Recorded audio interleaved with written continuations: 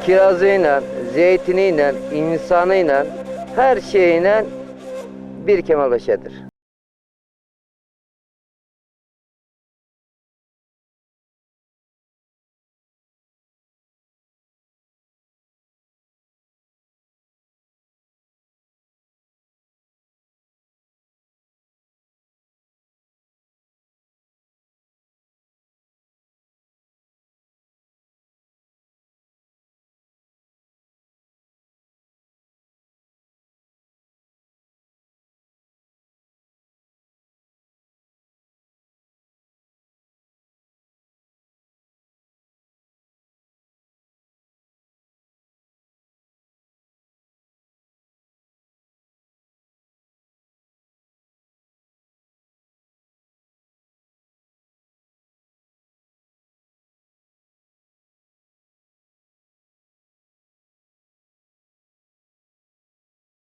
için akademik kariyer yapmanın, kitaplarla, ansiklopedilerle boğuşmanın gereği yok. Böyle yörüklüğü gerçek mahallinde, gerçek ortamında yaşadığınız zaman zaten arkadaşın dediği gibi insan hayatla ilgili, yörüklükle ilgili, tarihiyle ilgili, atasıyla ilgili, kurtuluş mücadelesiyle ilgili her türlü bilince eriyor. Yeter ki siz isteyin. İşte burada çoban, bir yörük arkadaşımız davar gidiyor burada. Burada rastladık. Bakın şekline güzelce bir inceleyin. Burada palası var. Sopası var. Her şeyi var. Yani bir de birikimine bakınız. Çevreyle ilgili, devletle ilgili, tarihle ilgili her türlü donanıma sahip. İşte yörük bu.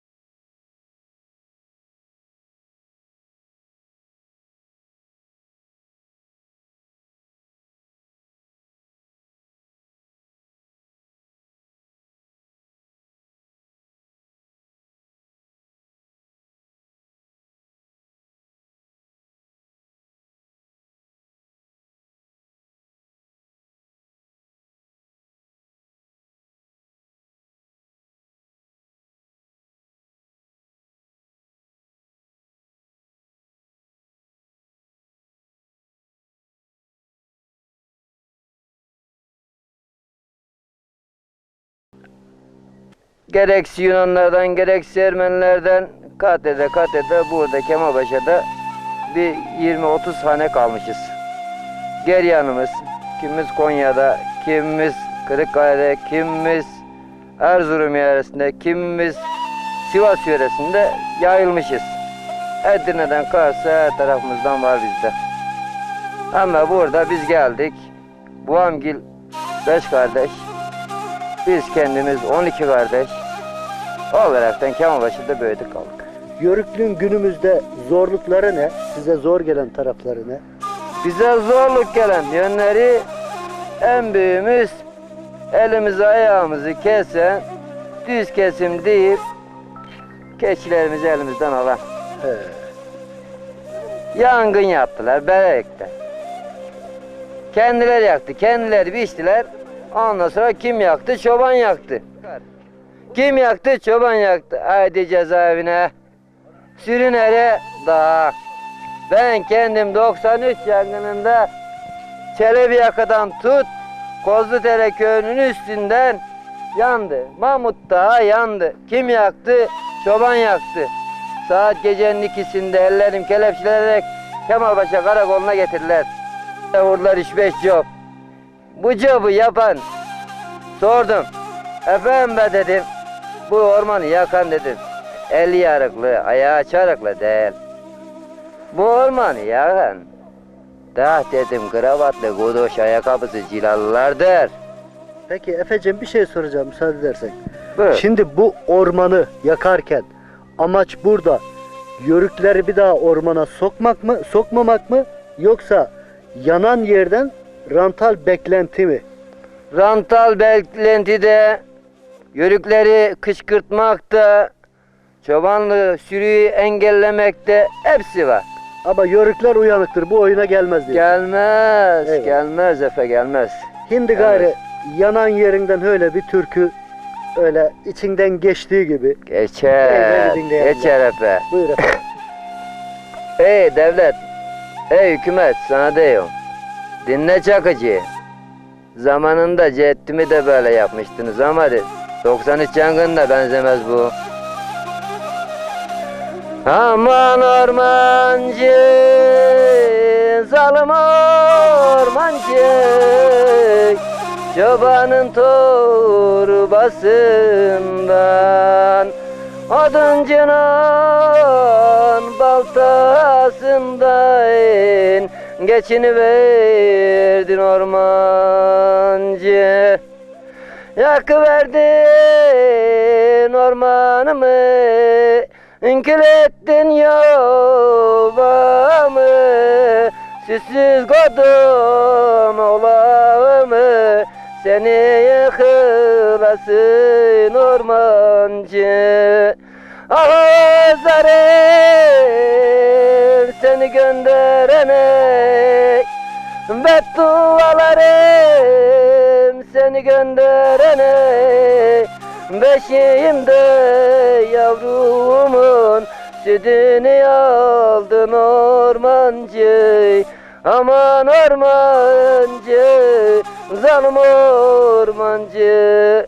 Biz zabıtın yetmedi mi? 10 tane de tutuversin. Bu dağlar bizim ormancı, bu dağlar bizim. Devletin ağzından geçindin, ben yüreğimi koydum dağlara. Sen yatakta, ben keçede, büyüverdim zalim ormancı. Aman ormancı. Yeter gari yeter. Sevgili seyirciler, burada amacımız hiç kimseyi yermek değil. Biz sadece buradaki yörüğün, çobanın derdini dinledik. Tabi burada bizim ormancılara sitem gibi bir niyetimiz yok. Tabii ki hayatın her alanında iyi insan da vardır, kötü insan da vardır. Amaç burada insanların feryadını, sevincini topluma aktarabilmek. Biz burada sadece ayna görev yapıyoruz.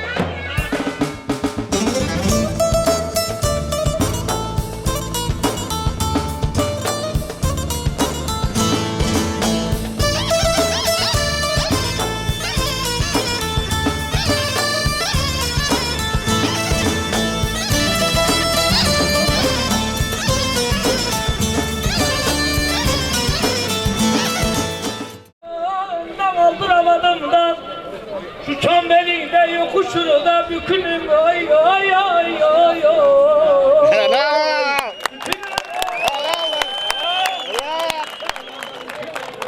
Helal. Aman da alıverin gelin derlerdeki de bağlı boz dökümü dökümü. Aman aman da o da çekmezse de benim malım var demem ay ay ay ay ay.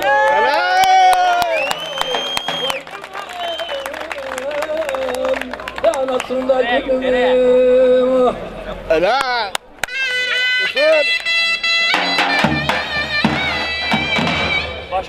Aman da değirmeni döndürenler sarı bir tuncumuş tuncumuş. Aman aman zavallı gelinden seni de görmeyeni de kara bastımdan. İçim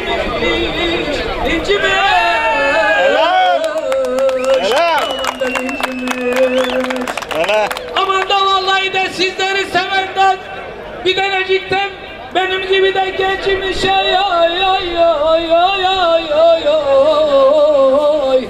Gencimin anasını da görür, anasını da görür, babasını da bir terecik teslim bulurum. Helal. Helal. Efendim, kardeşim Mehmet Düzman'a ve zurnacı Yıldıray Usta'ya çok teşekkür ediyorum. Hepiniz hoş geldiniz. Biz Kemalpaşa'da bir yörükler meşalesini yaktık. 26 Ekim'de. Bu meşaleyi hep beraber sürdüreceğiz. Sağ sol ayrımı olmadan, bu ayrımı yapmadan birlikteliğe ihtiyacımız var. Hep beraber birlikte olalım arkadaşlar. Akşam saat 19'da derede şölenimiz vardır. Tüm halkımız davetlidir, ücretsizdir. Bekliyoruz. Teşekkür ederiz. İyi günler.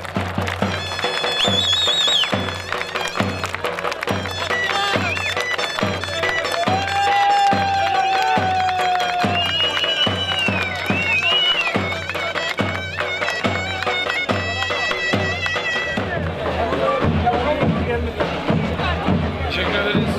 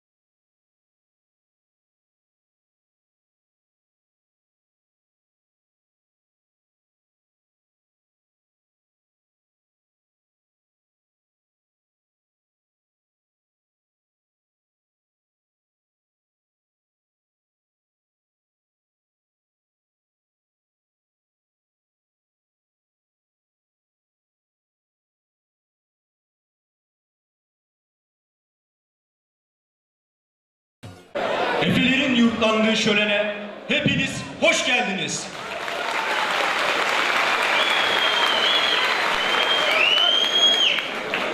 Tanrı dağlarından, Issık göl incisinden, Oğuz Atan'ın buyruğuyla kut bulan Saruhan Bey'in Aydınoğlu Umur Bey'in ünvan kazandığı Anadolu kapısı Kemal Paşa'ya şeref verdiniz, esenlik getirdiniz. Var olun. Yörükler der ki, devlet isen çoğal, gabet isen sön. Türk'ün ocağı tütsün diye devlet olduk. Türk'ün ocağı tütsün diye gök kitabeden, sema yazıtından tamgalar dokuduk. Kilimlerimize, heybelerimize. Türküler söyledik. Dağlarda namını salan, düşmana aman vermeyen efelerin ruhu olduk oynadığımız oyunlarımızda. Türk gibi olduk. Türk gibi var olduk. Ve bu birlik beraberlikle bugünleri daha nicesini yarınlarda yaşatmaya hedef bildik. Kemal Paşa'mız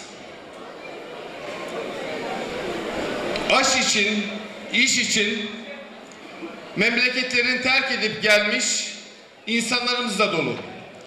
Kemal Paşa'mız tamamen bir mozaik. Aslında Kemal Paşa'mızda kültürel zenginlik var. Kültürel zenginlik.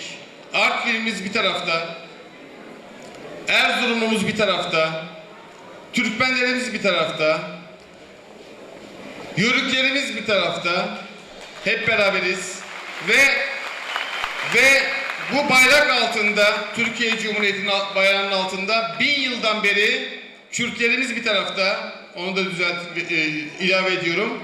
Bu bayrak altında 1000 yıldan beri kardeşçe yaşayan bir toplumuz. Bunu kimsenin bozmaya hakkı yoktur. Asla da müsaade etmeyeceğiz.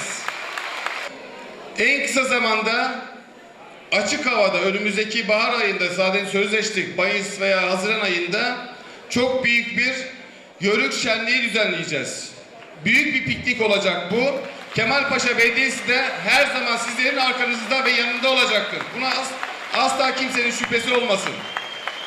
Kemalpaşa Belediyesi var oldukça her zaman sizlerin yanında olacaktır ve bütün sivil toplum örgütlerinin yanında olacaktır. Kültürümüzü hep beraber yaşatacağız, hep beraber gülüp oynayacağız ve ülkemizin hiçbir şekilde mağdur olmasını sağlamayacağız. Ben bu duygu ve düşüncelerle tekrar birinci Yörük Şenliği'ni kutluyorum. Yaşasın Türkiye Cumhuriyeti diyorum. Yaşasın Mustafa Kemal Atatürk diyorum. Yaşasın Cumhuriyet diyorum. Hepinize sevgiler, saygılar sunuyorum. Sağ olun. Tanrı dağlarının al gölgesinden bir evvel Batı Anadolu diyarlarına göç eylemiş ulus taifesi. Yürekli büyükler, Alpler, kocamış erler. Hepimiz toyunuza şeref verdiniz. Hepiniz hoş geldiniz.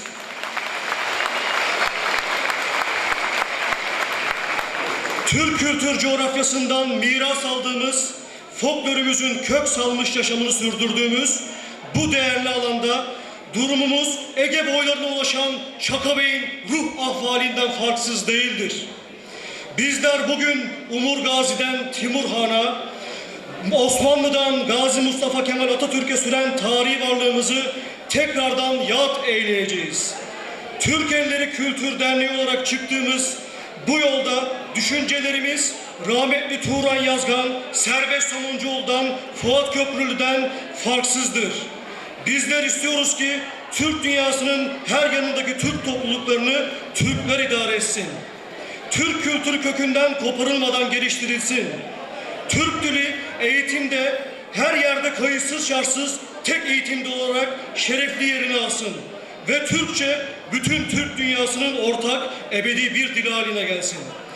Çocuklarımız tarih şuuruna sahip olsun ve devlet, bayrak, dil, iman gibi mukaddes değerlerin kıymetini bilsin. Sözlerimi mukaddes Atatürk'ün Türk evladı kendi tarihini araştırdıkça daha yeni işler yapabilmek için kendinde güç ve kudret bulacaktır diyerek ne mutlu Türk'üm diye.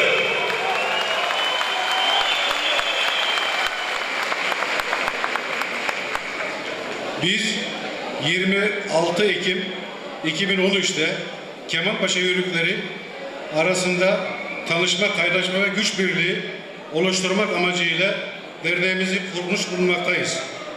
Yörükler Derneği'ni kurmamızın amacı hiçbir siyasi gücün temsilcisi kişi olmadan yörük kültürünü tanıtmak, özünden bir şey kaybettirmeden gelecek nesillere aktarmak, ayrıca sivil toplum kuruluşlarına aralarında yer edinmek, yakılan bu meşaleyi daha da yükseklere taşıyarak yörüklerin birlik ve beraberliğini sağlamaktır.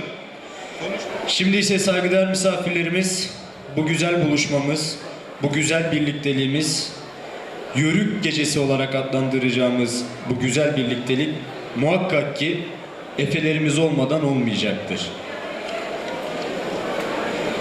Efelere Oğuzca selam etmek gerekirse, Oğuz Atan'ın gök otağın pusaklanan Bozdağ'ında kartal kanadıyla cepken kuşanan, ancak yâre selam için diz çöken bu yüce güzel yürekli, cesur yürekli, göz bakışlı Gazi Mustafa Kemal timsali, yürekli efeler, yörük efeler, kurultayınız kutlu olsun.